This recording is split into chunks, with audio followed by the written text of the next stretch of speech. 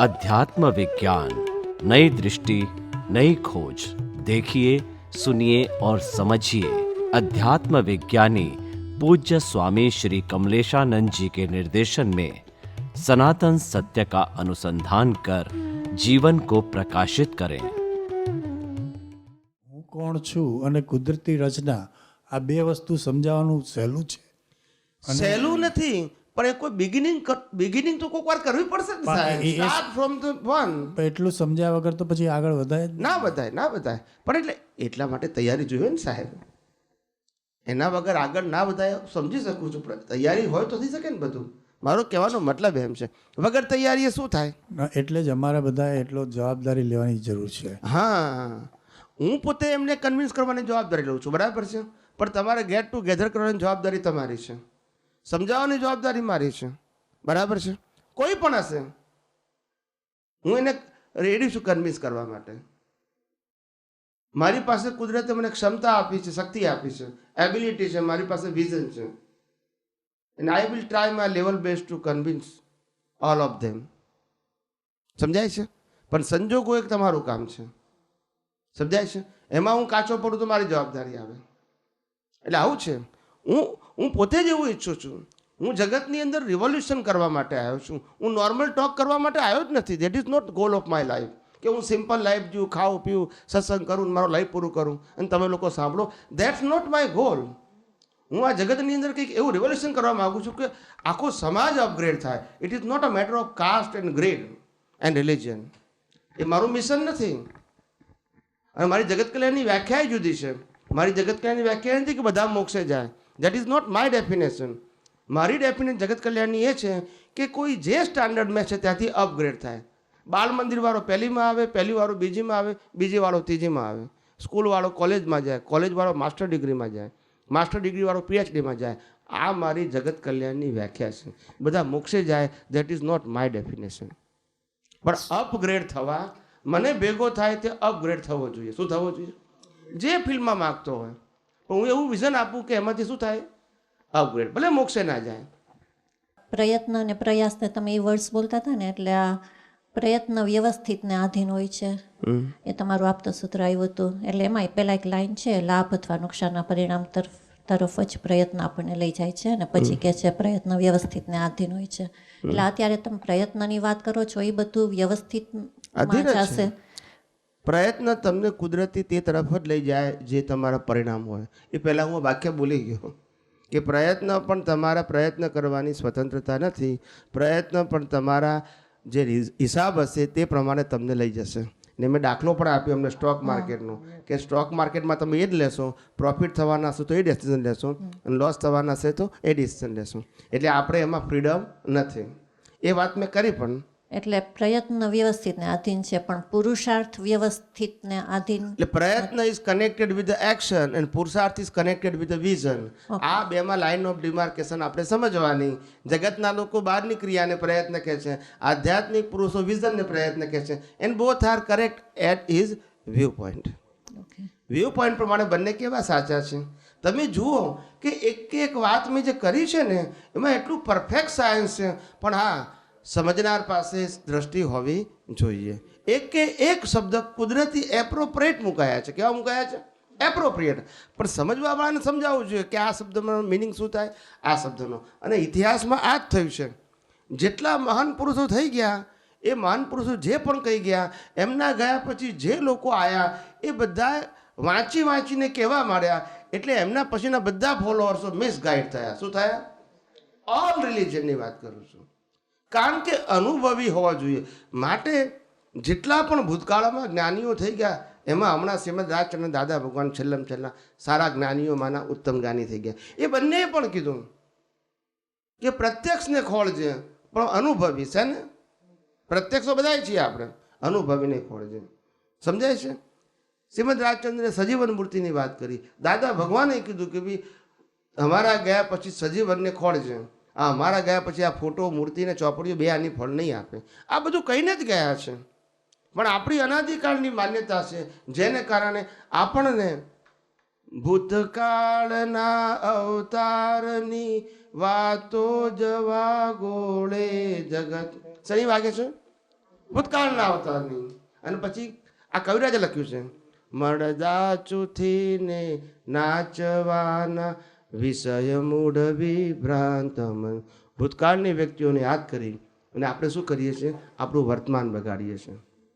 આપણને બધાને ખબર છે કે જીવનની અંદર પ્રત્યેક સંજોગોમાં આપણને જીવતી વ્યક્તિ જ જોઈએ.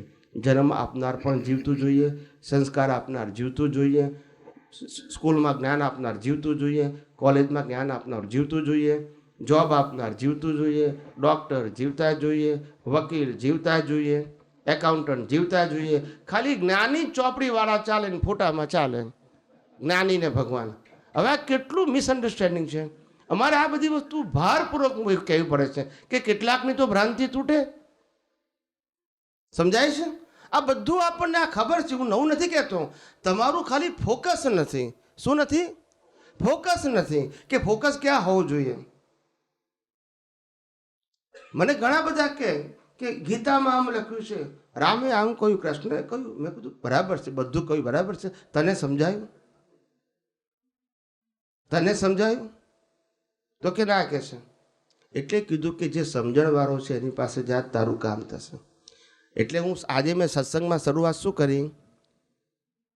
શું વાત કરી? બોલો. શરૂઆતમાં મેં સ્ટાર્ટિંગ ક્યાંથી કર્યું? બુદ્ધિથી. ના, એ તો પ્રશ્નની શરૂઆત, એ પહેલાં હું બોલ્યો. મેં ક્વેશ્ચન આન્સર કર્યા પહેલાંની વાત કરું છું.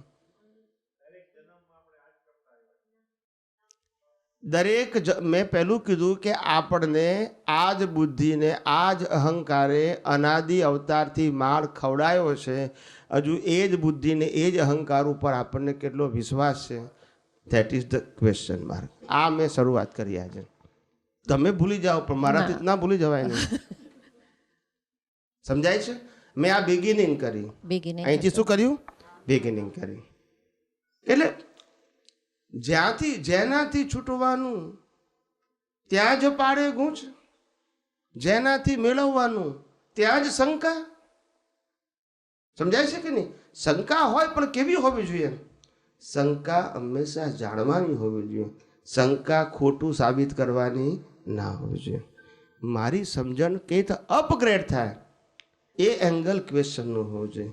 How the way you are wrong, that is not correct question. સમજાય છે? એટલે વિઝન, મને વિશ્વાસ છે તમારા ઉપર. એટલે મારો દરેક પ્રશ્ન પૂછવાનો પાછળ એક જ આશય છે કે મારી સમજણ કઈ રીતે પરફેક્ટ થાય, અપગ્રેડ થાય. That is the way to ask the question.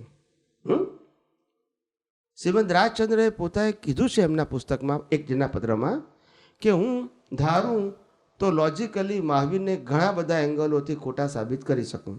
પત્રમાં લખ્યું છે, કોઈએ વાંચ્યા હોય તો એને ખબર હશે. હું ધારું તો લોજિકલી મહાવીરને ઘણા બધા એંગલથી ખોટા સાબિત કરી શકું. પણ અમને વિચારથી થાય છે, અમારી સમ્યક દ્રષ્ટિથી લાગે છે કે જે પુરુષને આ જગતમાંથી કશું મેળવવું નથી એ કંઈ પણ ખોટું કઈ રીતે કરી શકે અને કઈ રીતે કહી શકે. માટે મને વિશ્વાસ છે કે એની પ્રત્યેક વાતો કદાચ મને સમજાય કે ના પણ સમજાય, બની શકે, પણ સૈદ્ધાંતિક ખોટી ના હોઈ શકે, મારી સમજણમાં ભૂલ હોઈ શકે. આવી રીતે જાણતો હોય અને પછી પૂછે તો સમજવા માટે પૂછે છે, શંકા નથી કરતો કે પેલા ખોટા છે. Now you understand? એટલે આ સમજવાનું છે. એટલે દાદા ભગવાને એક વાર બહુ સરસ કીધેલું મહાત્માઓને. એ કહે છે કે એમ પટેલની ભૂલ હોઈ શકે, દાદા ભગવાનની ભૂલ ના હોઈ શકે. શું કીધું? પણ તોય મહાત્માઓને ના સમજણ પડી, એમ કહું છું. એમ પટેલની ભૂલ હોઈ શકે પણ દાદા ભગવાનની ના હોઈ શકે. હવે એનું સમજણ શું હતી કે એમ પટેલ છે ઉદય કર્મને આધીન છે અને એમ પટેલની કોઈ સ્વતંત્રતા નથી. એટલે એમાં પાપ અને પુણ્યના હિસાબો હોઈ શકે, જે ગુડ ને બેડ હોય, લાઇક ડિસલાઇક હોય, રાઈટ અને રોંગ પણ હોઈ શકે એઝ અ વ્યૂ પોઈન્ટ. સમજાય છે કે નહીં? પણ દાદા ભગવાન એટલે એમની અનુભવ દશાનું જ્ઞાન, એમાં ભૂલ હોઈ શકે નહીં. અને એમાં શંકા કરો તો શું થાય? અધોગતિ. જ્ઞાન ઉપર શંકા થવાથી વિરાધના મહાથાથી. શું કીધું? કળિયુગના માનવીની આંખો કાચ લખોટા, હીરાને ઓળખશે નહીં ને પીછે પૂજશે ફોટા. શું કીધું? પીછે પૂછશે ફોટા. સમજાય છે? હીરાને ઓળખશે નહીં અને પીછે પૂછશે. એટલે શ્રીમદ રાજચંદ્રએ કીધું અને દાદા ભગવાને પણ કહ્યું કે અમે આ કાળના રામકૃષ્ણ કે મહાવીર છે. અને શ્રીમદ રાજચંદ્રએ પણ આ જ વાક્ય બોલ્યા હતા. એમને રામકૃષ્ણ મહાવીર થયું નહોતું, તમને સમજાય એટલા માટે બોલ્યા છે કે તમે તો ઓળખી શકો એમ નથી. માટે અમારે કહેવું પડે છે કે તમે કમસે કમ ઓળખી શકો. માટે ભૂતકાળના મહાવીરને છોડી વર્તમાનના મહાવીરના શરણે આવે એ શ્રીમદ રાજચંદ્રએ પણ કહ્યું છે. એમને મહાવીર નહોતું થવું, પણ તમને ઓળખાણ ખ્યાલ આવે છે કે આ કાળનો મહાવીર એટલે શું? આ કાળનો શ્રેષ્ઠ જ્ઞાની એ મહાવીર કહેવાય. એનાથી આગળનો કોઈ છે જ નહીં તો પછી. પણ એ તમને ના સમજાય એટલે એમને એવું કહેવું પડ્યું કે અમે આ કાળના મહાવીર છે. સમજાય છે? એ લોકોને ઓળખાય એટલા માટે. કારણ કે લોકોની બુદ્ધિ મને ઘણા બધા કહે છે, મને કહે છે કે અમે આ જ્ઞાની પુરુષને ના ઓળખી શકીએ એવું કેમ લખ્યું છે? અમારી બુદ્ધિથી, અમારી સમજણથી. હું કઈ રીતે ઓળખી શકો તમે? 50 વર્ષ હસબન્ડ વાઈફ સાથે રહ્યા છે, એકબીજાને ઓળખી શકતા નથી, બોલતા નથી. એ આંખોને એ બુદ્ધિથી જ્ઞાની ઓળખાય? એટલે જ્ઞાની કહેવું પડે છે. હીન પુણ્ય મનુષ્યોને સત્ય સમજાવવા જાતે બોલવું પડ્યું કે ભગવાન હું જ છું. શું બોલ્યું? હીન પુણ્ય મનુષ્યોને સત્ય સમજાવવા. એનું પુણ્ય લો કેટેગરીનું છે. કેવું છે? લો કેટેગરી. એટલે જેમાં ભૌતિક લાભાલાભ વાળી જ બુદ્ધિ છે એ હીન પુણ્ય કહેવાય. પણ આધ્યાત્મિક હિતાહિતની બુદ્ધિ સમ્યક નથી. માટે એવા લોકોને સમજાવવા જાતે બોલવું પડ્યું કે ભગવાનનું છું. એમને ભગવાન થવું નહોતું, પણ લોકોને સમજાય એટલા માટે. કોમન પીપલ દે અન્ડરસ્ટેન્ડ કે ભાઈ આ વ્યક્તિ શું છે, એટલા માટે બોલવું પડે છે. અને આપણે ઓફકોર્સ આપણે પણ આપણી સભાનતા કોઈ પણ વ્યક્તિને જ્ઞાની તરીકે, અનુભવી તરીકે સ્વીકારતા પહેલાં હોવી જ જોઈએ. હું કહું છું પોતે. એવું નહીં કે બ્લાઇન્ડલી એક્સેપ્ટ કરો. પહેલાં 2 મહિના, 4 મહિના, 6 મહિના આપણે પ્રયોગ કરો. એમની વાણી સાંભળો, પ્રત્યક્ષ સાંભળો, પરોક્ષ સાંભળો, બધું સાંભળો. પણ 6 મહિના, વર્ષ પછી નક્કી કરો કે મારે હવે એમની વાતને ફોલો કરવી છે કે નહીં. હવે એકવાર નક્કી કર્યું કે ફોલો કરવી છે, પછી શંકા કરવી નહીં. અને પછી શંકા કરવી હોય તો પોતાના ક્વેશ્ચનના સોલ્યુશન માટે કર્યું. પણ એમની વાત ખોટી છે એ રીતે પ્રેઝન્ટેશન હોવું જોઈએ નહીં. પણ તમારી વાત મને સમજાતી નથી માટે સમજાવો એમ કહેવાય. પણ તમારી વાત ખોટી છે એવું પછી કહેવાય? મને નથી સમજાતી તો સમજાવો એવું કહેવાય? એ વિનય કહેવાય. શું કહેવાય? સમજાય છે? એટલે નક્કી કરતાં પહેલાં બહુ વિચાર કરો. એનો કોઈ ના કહેતા નથી, પણ નક્કી કર્યા પછી ડાઉટ ના કરો. દાદા ભગવાનનું એક વાક્ય છે, તમે બધાએ સાંભળ્યું જ હશે અનેક વખત. એ કહે છે અમે એક વખત કોઈ વ્યક્તિ માટે અભિપ્રાય આપીએ કે આ માણસ સારો છે, પછી એ સંજોગ વસાત ચોરી કરે તો અમે અમારો અભિપ્રાય ના બદલીએ. આ તમે બધાએ સાંભળ્યું છે? સંજોગ વસાત ચોરી કરે તો પણ અભિપ્રાય ના બદલીએ. એટલે ચોર નથી આ, સંજોગ આધીન એને ચોરી કરવી પડી છે, એ મજબૂરી છે. શું છે? ચોરી કરવી એની દાનત કે વૃત્તિ નથી. એટલે અમને ખ્યાલ છે કે આ માણસ તો ખાનદાન છે, પણ હવે ખાનદાન માણસ છે, બચાવવાને મુશ્કેલી આવી, હવે ભીખ માગી શકે એમ, કોઈની પાસે ઉછીના માગી શકે એમ છે નહીં. એટલે વસ્તુ ચોરી કરી અને એનું વ્યવહાર પૂરો કરે છે. અને એને ખબર બી છે કે આ ખોટું કામ છે અને જ્યારે ને ત્યારે મારે એને રીપે કરવું પડશે બીજી રીતે. પણ અત્યારે સંજોગ આધીન છે. કેવો છે? એને ચોરી કરવી છે એવો આશય પણ નથી પાછો એનો. એટલે કે અમે અમારો અભિપ્રાય ચોરી કરે તોય ના બદલીએ. એટલે આ બધી વસ્તુ આપણે સમજવાની જરૂર છે. કેમ? આ બધી વસ્તુ તારે સમજશો ત્યારે તમને ખબર પડશે કે જ્ઞાનીને કઈ રીતે ઓળખવા જોઈએ અને ઓળખવા માટે આપણી દ્રષ્ટિ કેવી હોવી જોઈએ. સમજાય છે? આ બધી જ વસ્તુ જ્ઞાની પુરુષે પણ હિન્ટ્સ તરીકે આપેલી જ છે. શું છે? આપેલી છે. આપણે ઉપયોગ નથી કરતા. શું નથી કરતા? ઉપયોગ નથી કરતા. ચાલો આગળ જઈએ. બુદ્ધિના પ્રકાર કેટલા? બોલો. 2. સમ્યક બુદ્ધિ ને વિપરીત સમ્યક અને બુદ્ધિ. મિથ્યા બુદ્ધિ, વ્યવહાર અને નિશ્ચય બુદ્ધિ. 2 પ્રકાર છે. કેટલા છે? બુદ્ધિ સમ્યક ક્યારે થાય? સમ્યક એટલે સવળી. ક્યારે થાય? બુદ્ધિ સમ્યક ક્યારે થાય? હું કોણ છું અજ્ઞાન એ જ્ઞાન થાય. કે ભાન થાય ત્યારે બુદ્ધિ સમ્યક થઈ કહેવાય. શું કહેવાય? સમ્યક એટલે આત્મહેતુ અને સામાન્ય બુદ્ધિ એટલે સંસાર હેતુ. મિથ્યા બુદ્ધિ એ સંસાર હેતુ કહેવાય અને સમ્યક બુદ્ધિ એ આત્મહેતુ કહેવાય. જેને મોક્ષે જવું છે એના માટે સમ્યક બુદ્ધિની જરૂર છે.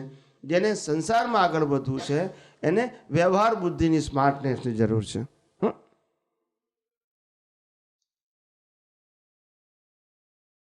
આગળ છે સાચી બુદ્ધિ કે એનું કોણે કહેવાય અને બુદ્ધિશાળી કોને કહેવાય. બુદ્ધિશાળી કોને કહેવાય?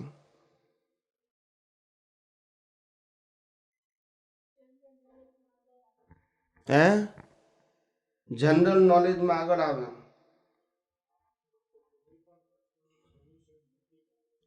હા, બુદ્ધિ એને કહેવાય કે આ જગતમાં કાગડાની દ્રષ્ટિ ના હોય ક્યાં ક્યાં વિષ્ટા પડી છે, બોલતા નથી.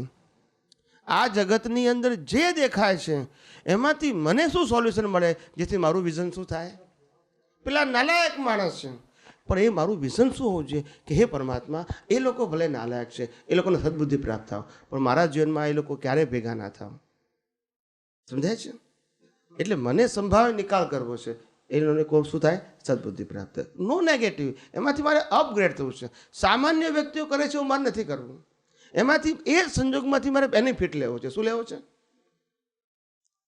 હા, અપગ્રેડ થવું છે એમ. એ તો એને બુદ્ધિશાળી કહેવાય. શું કહેવાય? દાદા કહેતા હતા કે આ કાળમાં બુદ્ધિશાળી કોણ છે જ કોણ કે છે? સાર કાઢતા તો આવડતો નથી. શું કીધું? બુદ્ધિશાળી એને કહેવાય કે સાર કાઢતા આવતી. પહેલાંના વાણિયાઓ હતા એ બહુ બુદ્ધિશાળી હતા, અત્યારના નહીં, પહેલાંના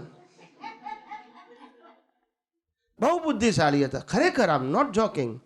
એ એટલા બધા, ભલે એવું નથી કહેતા બધા મોક્ષ માર્ગી હતા, એવું નહોતા કહેતા, હું એવું નથી કહેવા માગતો, પણ બુદ્ધિશાળી એટલા હતા, પાવરફુલ હતા કે એને ખબર છે કે આ જગત કેમનું ચાલે છે એની બુદ્ધિથી એને સમજાતું હતું.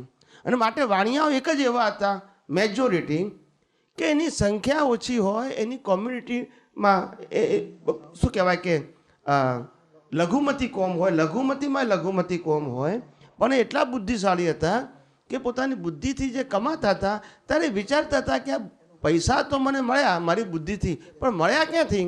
તો કે સમાજમાંથી. તો કે છે હવે મને સમાજમાંથી મળ્યા છે તો મારું કામ શું છે કે સારી રીતે ખાવું પીવું હરું ફરું અને બાકીના બધા પૈસા ઇન્વેસ્ટમેન્ટ કરી નાખું સમાજમાં. શું કીધું? It's a investment, it is not a expense.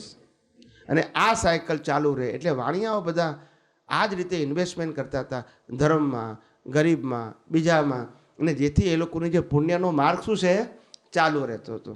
એટલે મેં વ્યવહારમાં પણ કીધું છે, સૌથી નાનામાં નાની કોમ્યુનિટી હોય અત્યારે તો જૈનોની કોમ્યુનિટી છે, અને સૌથી વધારે અને કોસ્ટલી મંદિરો કોના હોય? જૈનોના. આ જુઓ, લોજિક જુઓ, સમજાય છે? કારણ કે એને ખબર છે કે ઇન્વેસ્ટમેન્ટ છે, આ એક્સપેન્સ નથી. સામાન્ય બુદ્ધિવાળા શું લાગે કે મારે તો ખર્ચો કરવાનો છે, એને ખબર નથી પડતી આજે જે મળે છે ને એ ગઈકાલના ઇન્વેસ્ટમેન્ટનું ફળ છે. ઇટ ઇઝ તે જે વાપર્યા એ બધું એક્સપેન્સ છે, it is not carry forward. પણ તે જે પૈસા બીજાના હિત માટે વાપર્યા, બીજાના સુખ માટે વાપર્યા, ધર્મના માર્ગે વારવા વાપર્યા, એ બધું જ તારું ઇન્વેસ્ટમેન્ટ છે. કારણ કે તમારો એમાં વ્યક્તિગત સ્વાર્થ નથી. એ બધું ઇન્વેસ્ટમેન્ટ છે. એ મોક્ષનો રસ્તો નથી પણ પુણ્ય પ્રાપ્ત કરવાનો રસ્તો છે.